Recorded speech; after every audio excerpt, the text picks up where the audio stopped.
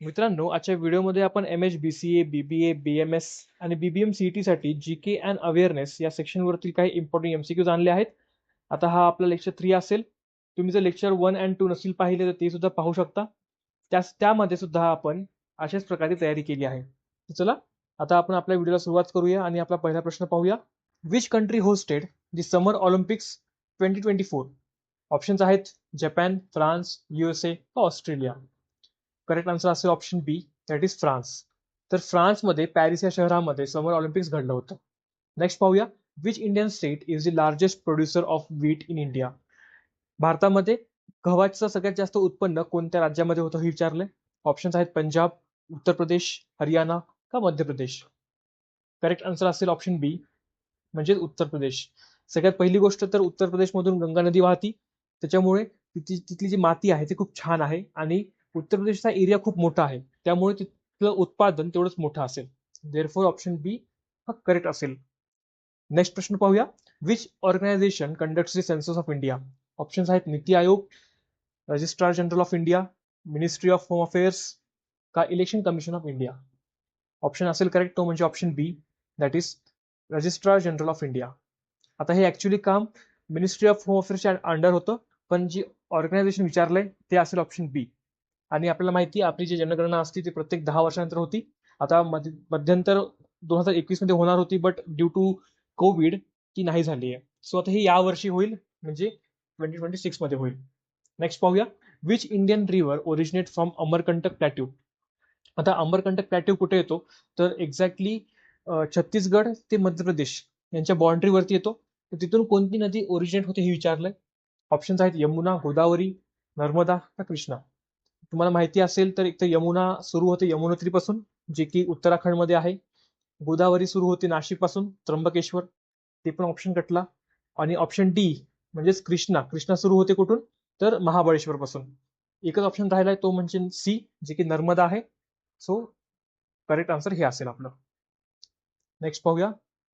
Which Indian company became the most valuable company in India according to market cap?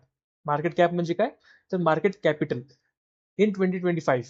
Options आहेत Reliance, Tata Consultancy Services म्हणजे TCS, HDFC bank का इन्फोसिस.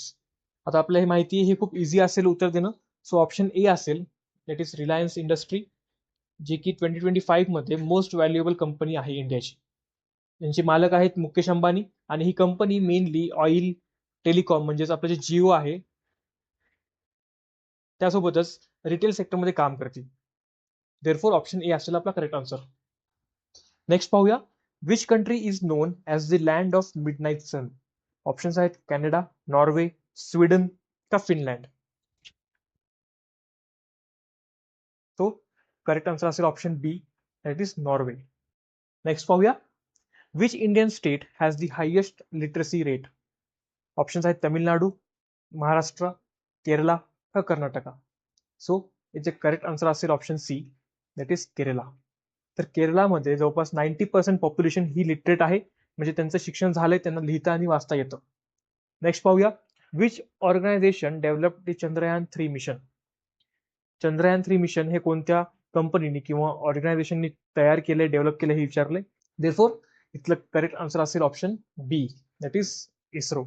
आता इस्रोचा full form काय आहे तर इंडियन स्पेस रिसर्च ऑर्गनायझेशन, जी की पूर्ण स्पेस संबंधित ज्या गोष्टी आहेत ते डेव्हलप करते आणि त्याला इम्प्लिमेंट करते.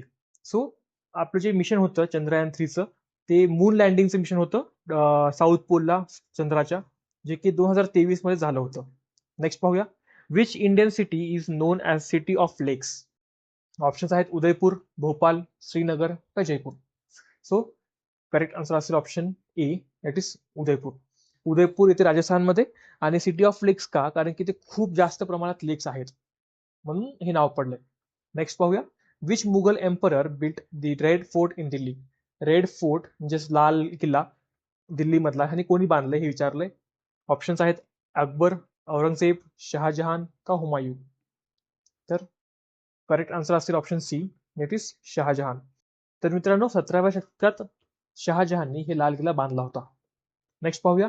Which gas is most abundant in the earth atmosphere? Options आहेत ऑक्सिजन, नायट्रोजन कार्बन डायऑक्साईड का हायड्रोजन? तर ऑप्शन असेल करेक्ट तो म्हणजे option B, that is nitrogen. तर नायट्रोजन जवळपास 78% भेटतं. नेक्स्ट नंबर येतो तो म्हणजे ऑक्सिजनचा, जे की 21% आहे. त्याच्यानंतर ॲर्गॉन, मग CO2, मग निऑन, अशा प्रकारची गॅसेस आहेत. नेक्स्ट पाहूया, which Indian state is the largest producer of T in India? सगळ्यात जास्त टी म्हणजे चहा कोणत्या राज्यामध्ये प्रोड्यूस केला जातो हे विचारलंय. ऑप्शन्स आहेत आसाम, वेस्ट बेंगॉल, तामिळनाडू का Kerala. So the correct answer will be option A, that is Assam. तर आसाममध्ये सगळ्यात जास्त प्रमाणात चहाचं उत्पादन होतं, त्यामुळे आपण आसामला टी कॅपिटल ऑफ इंडिया म्हणून म्हणतो.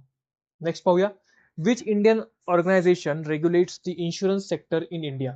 इन्शुरन्स सेक्टर हे कोणत्या ऑर्गनायझेशन हँडल करते हे विचारलंय. ऑप्शन आहेत सेबी, RBI, IRDAI किंवा नबार्ड. सो याचे करेक्ट आन्सर असेल option C, that is IRDAI. याचं फुल फॉर्म काय असेल तर Insurance Regulatory and Development Authority of India. तुम्हाला माहिती असेल तर SEBI Security Exchange Board of India आहे, जे की स्टॉक मार्केट अँड कंपनीज बद्दल डील करतं. RBI reserve bank of India आहे, जी की एक बँक आहे, आपली कंट्रीची बँक आहे. आणि नबार्ड एक ऍग्रिकल्चरल सेक्टरमध्ये काम करतं. ओके, नेक्स्ट पाहूया, which famous personality is known as the iron man of India? Options आहेत महात्मा गांधी, सरदार वल्लभभाई पटेल, सुभाषचंद्र बोस का जवाहरलाल नेहरू. करेक्ट आन्सर असेल option B, that is Sardar Vallabhbhai Patel. Next पाहूया, which continent is known as the dark continent? कोणत्या कॉन्टिनेंटला डार्क कॉन्टिनेंट म्हणतात? Option आहेत Asia, Africa, South America का Australia. आता इथे डार्क कॉन्टिनेंट म्हणजे असं नाही की अंधारातलं कॉन्टिनेंट वगैरे, बट हे या सेन्समध्ये आहे की असा कॉन्टिनेंट जो अजून जास्त एक्सप्लोर केला गेला नाहीये, ज्याचं अजून आपल्याला हिस्टॉरिकल बॅकग्राऊंड नाही माहिती, असा कॉन्टिनेंट. सो ऑप्शन असेल करेक्ट तो म्हणजे option B, that is Africa.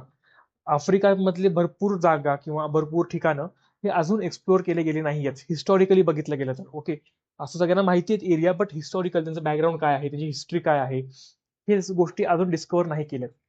Therefore option बी असेल करेक्ट. तर मित्रांनो, हे होते आपले आजचे क्वेश्चन्स.